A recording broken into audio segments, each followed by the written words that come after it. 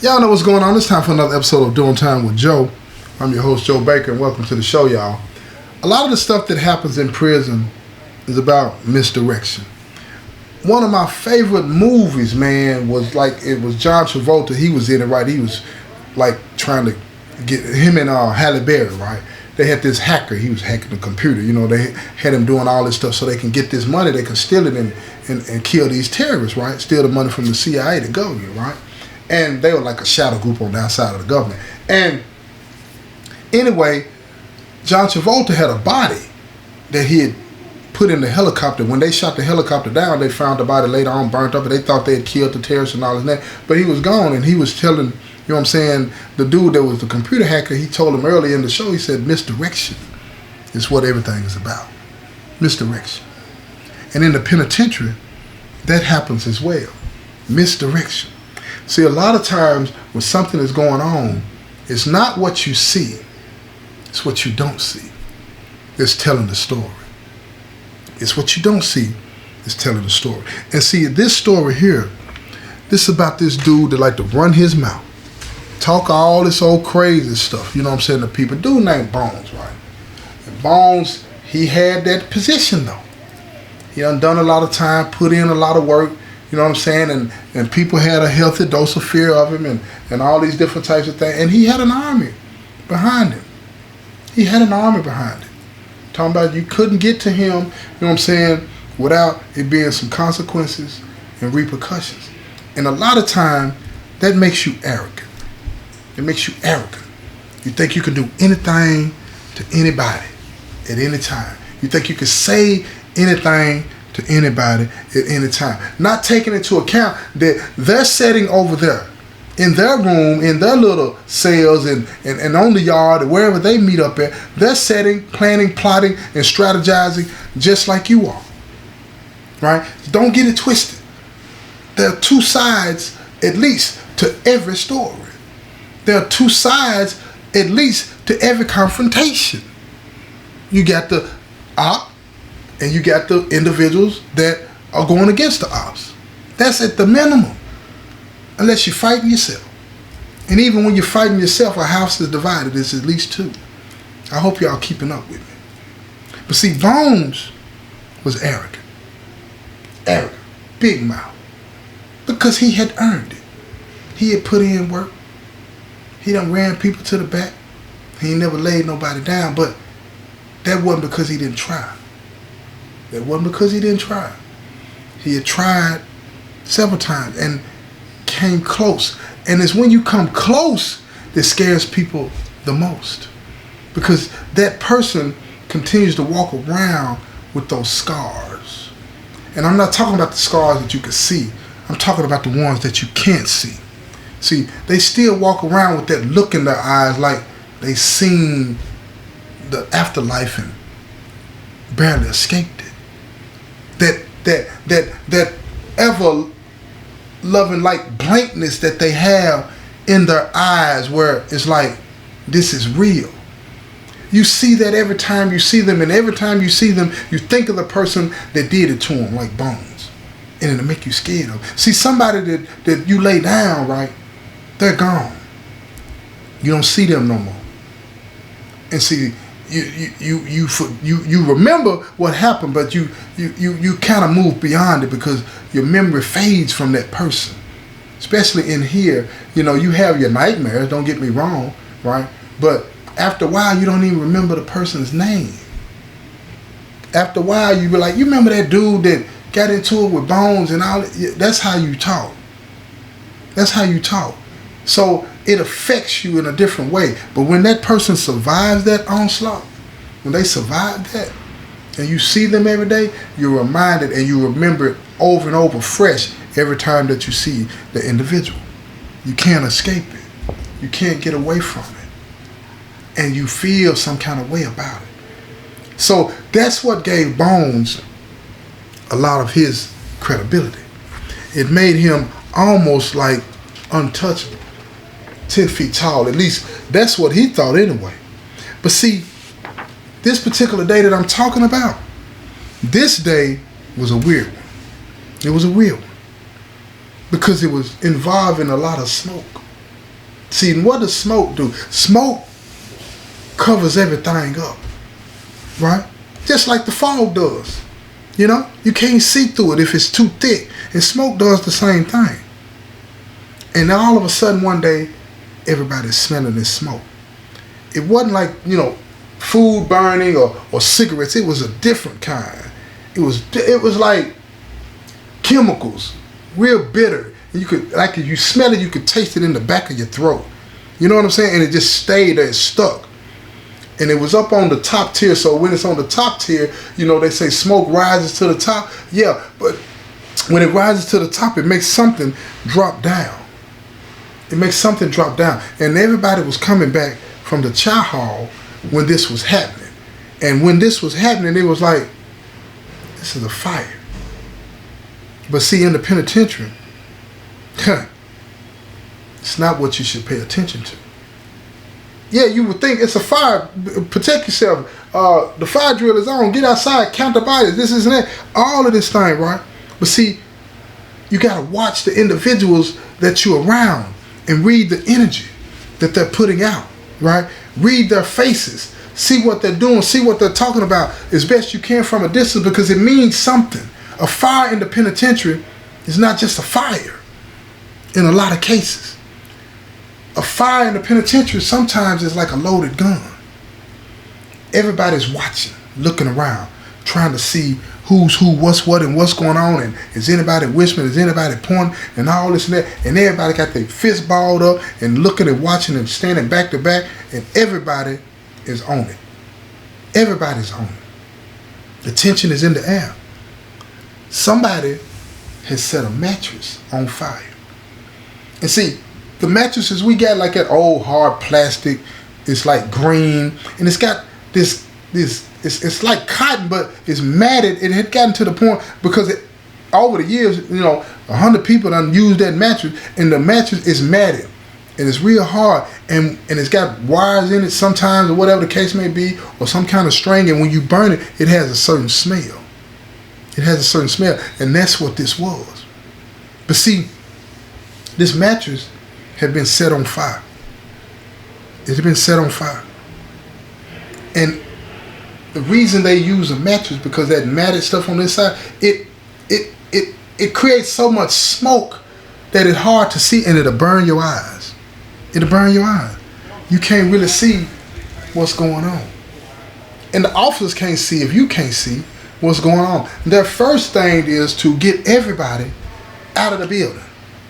Get out of the building. And then they're trying to count the bodies, count the people that are alive, see what's going on, and then try to identify the fire. Now, these things are happening at the same time by both, you got your fire and safety people, and you got your officers. They have two different responsibilities, but they're all one team. Fire and safety is trying to make sure, where's the fire coming from? Do we have the fire extinguishers? Do we need to call the fire department? Is anybody in the cell? Get the electricity turned off, all of these type of things. Then you got security people. The security people, they are trying to make sure that the bodies are accounted for, nobody's escaped, nobody's dead, this and that. Everybody has got their mission. Everybody's got their mission, and they're trying to do the best they can with what they got in a chaotic situation. And if you're up to something, you're relying on that chaos. You're relying on the moving fast and the talking loud and all this and that. You're relying on somebody to not see what it is you're trying to do. Yeah, see, because the real action was happening in cell 47. Yeah, right across from the fire. Now, see, the fire was in a different cell. But right across from the fire, you got three dudes.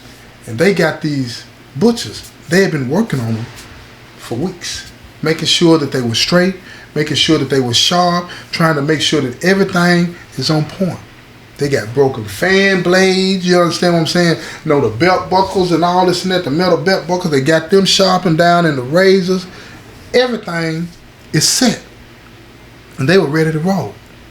They were ready to roll. But they were waiting on the smoke to get thick enough. They were waiting on the smoke to get thick enough. Now see, Bones been running his mouth all week, throwing dirt on people's names that he shouldn't be throwing dirt on. And he should know better. But see, Bones is Bones. And Bones just don't care about a lot of that. Because he's relying on his reputation to give him leeway, to allow him to do whatever he wants to do to whomever he wants to do it to. But see, at some point, everybody's fuse gets short. At some point, that grace that you get from the reputation that you've built, it rubs somebody the wrong way. They don't just say, that's Bones, that's how he is, he ain't talking about nothing, he just tripping. Tomorrow everything will be straight. Tomorrow everything will be fine. And that's not the case in every situation. See, if you offend enough of the right people enough, eventually they're going to be sitting across the hall from you in their cells or on the ball field in their area, plotting, planning, and strategizing to take you down.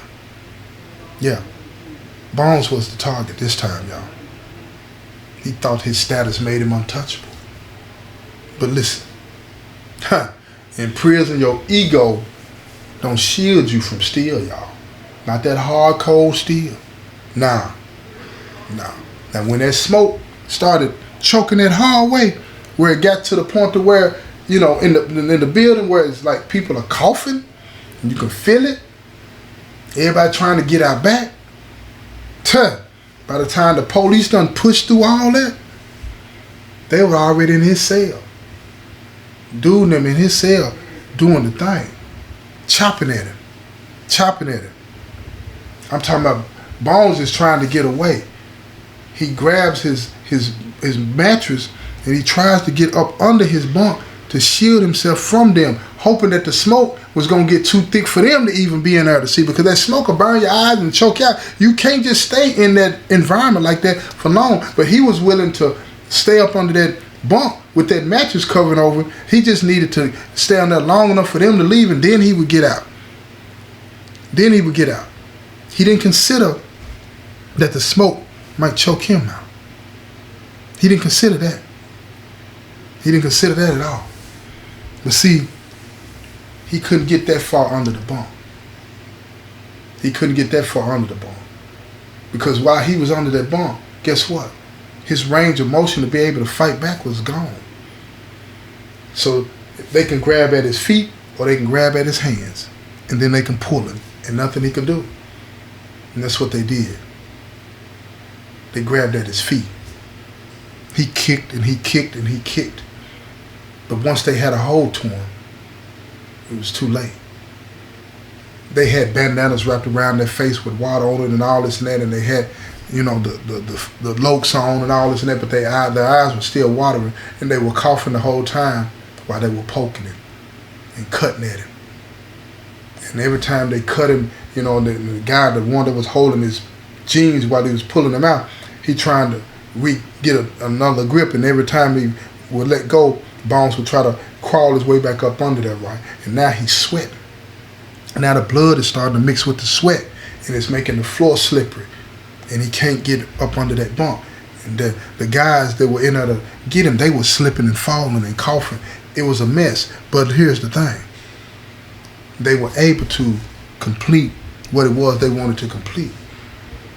They banged him up so bad in there that he didn't even have the strength to crawl out. And when they came out running, it was so thick, the smoke was so thick in there, they ran right past the police. The police couldn't tell who it was. All they said was, y'all get outside now. Get outside. They were grabbing the bandanas and the lokes and the knives that they had built from the toothbrushes and the fan blades and the belt. They had dropped them as they were going because they had on gloves. And they just kept running. And they got outside coughing like everybody else. And everybody's looking, wondering, watching. Everybody knew something was weird here. Why were they sweating like that? It looked like they had blood on their shirt. But they ran straight to their guys and they got circled up, hid them from everybody. And while they were over there, they were taking off their clothes and putting on another set of clothes and ditching the clothes that they had on. But see, in the chaos, the police don't see that. They don't see that. Their focus was on the building and the smoke. The security, they were watching us, but they were not watching us. They were counting heads. They were just trying to make sure that we stayed corralled, make sure that we wasn't fighting each other, these types of things. The business had been taken care of.